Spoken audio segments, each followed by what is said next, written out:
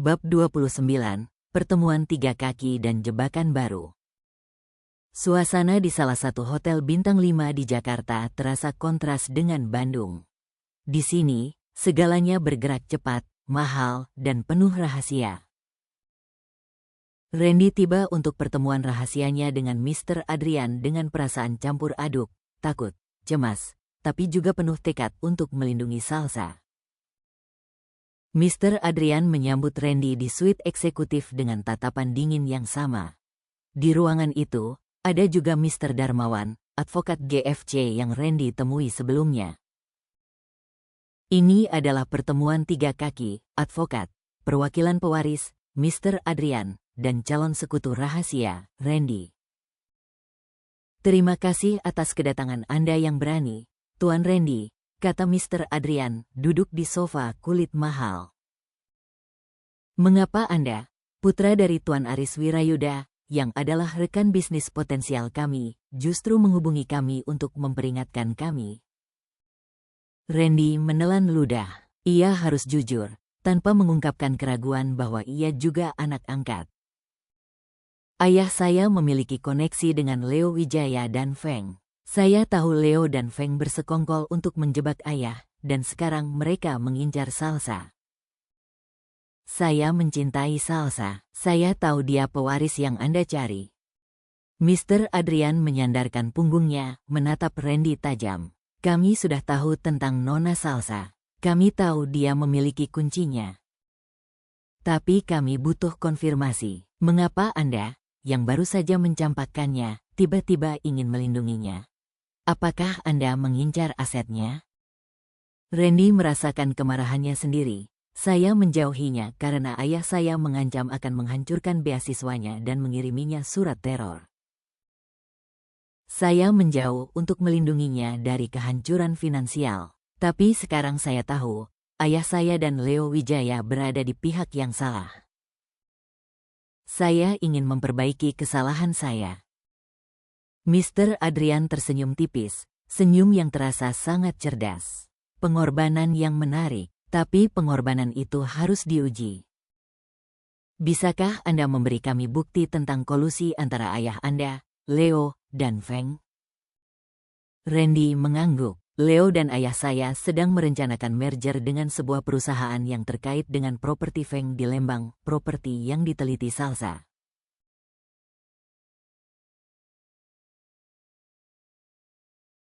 Saya yakin itu adalah cara mereka mencuci uang yang digelapkan dari GFC. Cerdas, puji Mr. Adrian. Kami menerima tawaran aliansi Anda. Tapi Anda harus ingat, Tuan Randy. Di dunia kami, tidak ada ruang untuk kesalahan emosional.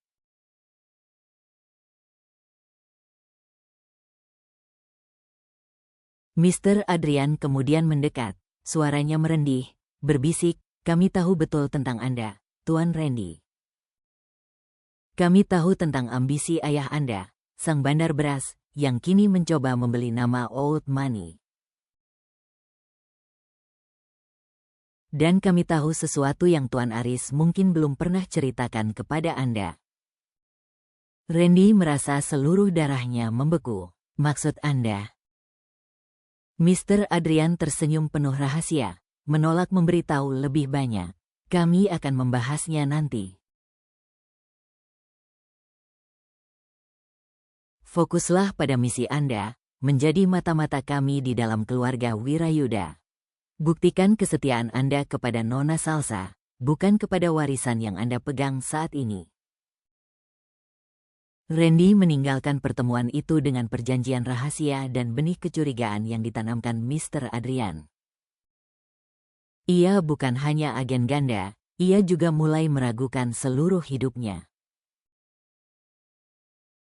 Kembali di Bandung, Salsa semakin tenggelam dalam penyamarannya. Ia memegang bukti bahwa ia adalah pewaris GFC, dan ia tahu Feng adalah pengkhianat ayah kandungnya. Ia harus bertindak hati-hati. Feng memanggil Salsa ke kantornya, kali ini dengan laptop baru yang terenkripsi. Salsa, saya punya tugas penting untukmu. Kami sedang membuat laporan audit untuk proyek penting yang melibatkan rekan bisnis besar dari Jakarta. Kamu harus memasukkan data ini ke dalam sistem. Data ini sangat sensitif, jadi jaga kerahasiaannya, kata Feng, menatapnya dengan intens. Salsa menerima laptop itu. Ia menyadari, ini adalah jebakan dan ujian integritas dari Feng. Data di dalam laptop itu pasti data palsu atau termanipulasi yang dirancang untuk menguji apakah ia akan melaporkannya, mengungkap dirinya, atau menutupinya, berkhianat pada prinsipnya. Salsa mulai bekerja. Ia melihat data itu, laporan yang sangat rinci tentang alokasi dana proyek villa di Lembang, persis seperti yang dibicarakan Randy dan Bram. Di dalam data itu, ada angka-angka yang sangat mencurigakan, fee konsultan yang berlebihan dan dana yang dialihkan ke sebuah rekening holding di luar negeri. Salsa menghubungi Lucy dan Bram secara terpisah, menggunakan kode yang sudah mereka sepakati.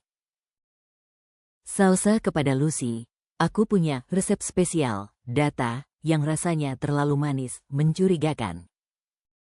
Aku butuh ahli hukum, Lucy, untuk tahu apakah ini bisa menjadi bukti di pengadilan.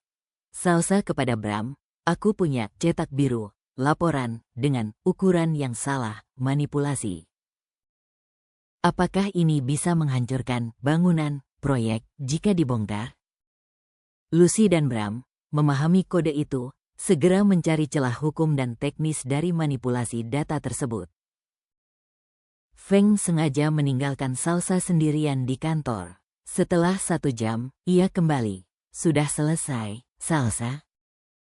Apakah ada yang salah dengan data ini? Tanya Feng, nadanya penuh antisipasi. Salsa menutup laptop itu. Ia menatap Feng lurus. Semuanya tercatat Tuan Feng. Data ini secara teknis valid dan seimbang sesuai dengan input yang diberikan. Tetapi jika Anda bertanya tentang nilai etika dan moral, data ini jelas-jelas busuk. Feng terkejut dengan jawaban jujur tapi strategis Salsa. Busuk, jelaskan maksudmu. Setiap fee dan margin di sini adalah legal, Tuan. Tapi jika proyek ini dijual, masyarakat yang membeli properti itu akan membayar harga 2 kali lipat dari nilai sesungguhnya, hanya untuk menutupi fee tersembunyi ini. Anda menggunakan kepintaran Anda untuk menipu konsumen. Secara akuntansi, ini sah. Secara moral, ini kejahatan. Feng tertawa lebar, tawa yang kali ini terdengar lebih seperti pujian. Luar biasa, Salsa. Kamu tidak hanya jujur, kamu juga cerdas. Kamu lolos ujianku. Ambil laptop ini. Kamu telah membuktikan kamu bisa menjaga rahasia. Salsa tahu, ia tidak hanya lolos ujian, tapi juga mendapatkan kepercayaan yang salah dari Feng. Di tengah malam, Randy kembali ke Bandung, pikirannya dipenuhi oleh Salsa dan Mr. Adrian. Ia tahu ia harus membantu Salsa, tapi rasa cemburu akibat pesan kejam yang ia kirim dan foto Salsa bersama Bram masih membakar. Randy memutuskan untuk melakukan sesuatu yang impulsif dan berisiko. Ia memarkir mobilnya jauh dari kontrakan baru Salsa, lalu berjalan mengendap-endap. Ia tidak ingin bicara dengan Salsa, ia hanya ingin memastikan Salsa aman. Ia melihat bayangan di dalam kamar Salsa yang lampunya masih menyala. Dan yang Randy lihat, bayangan itu bukan Salsa sendirian. Ia melihat Bram berdiri di samping Salsa, mencondongkan tubuhnya ke meja, seolah sedang menjelaskan sesuatu yang sangat intim. Randy tidak tahu mereka sedang membahas laporan Feng. Ia hanya melihat kedekatan yang ia rindukan. Cemburu buta menguasai logikanya. Dia sudah benar-benar melupakanku? Randy mengambil ponselnya, dan bukannya menghubungi Salsa, ia malah menelepon Leo Wijaya. Leo, aku ingin tahu lebih banyak tentang proyek Villa Lembang milik Feng. Aku ingin ikut serta dalam pertemuan merger ayahku. Aku ingin tahu semua yang kamu tahu tentang Feng dan ayahku. Aku akan membuktikan aku lebih baik darimu. Leo di seberang telepon tertawa sinis. Akhirnya, kamu memilih sisi yang benar, Randy. Aku akan mengurusnya. Kita bertemu besok. Dan tinggalkan gadis kampung itu, dia hanya beban. Randy menutup telepon. Ia merasa jijik pada dirinya sendiri karena harus bersekutu dengan musuhnya. Tetapi ia yakin ini adalah satu-satunya cara untuk mendapatkan bukti yang dibutuhkan Mr. Adrian dan melindungi Salsa.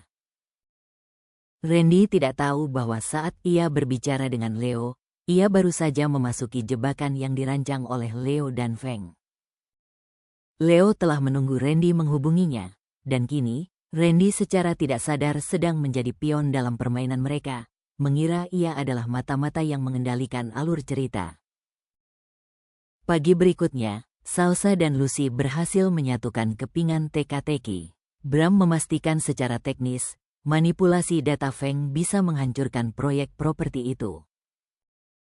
Lucy memastikan secara hukum, itu bisa menjadi dasar tuntutan.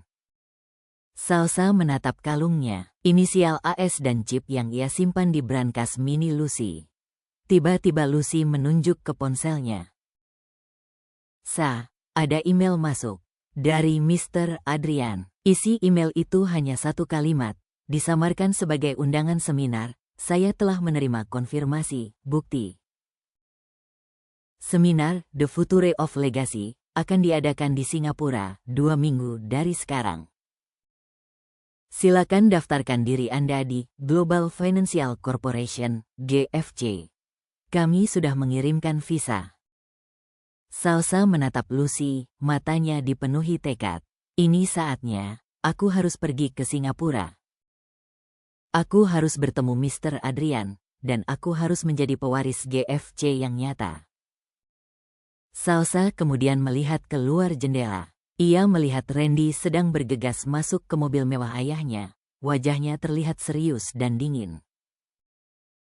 Salsa menyadari, perang telah dimulai, dan panggungnya bukan lagi di Bandung, melainkan di kancah internasional.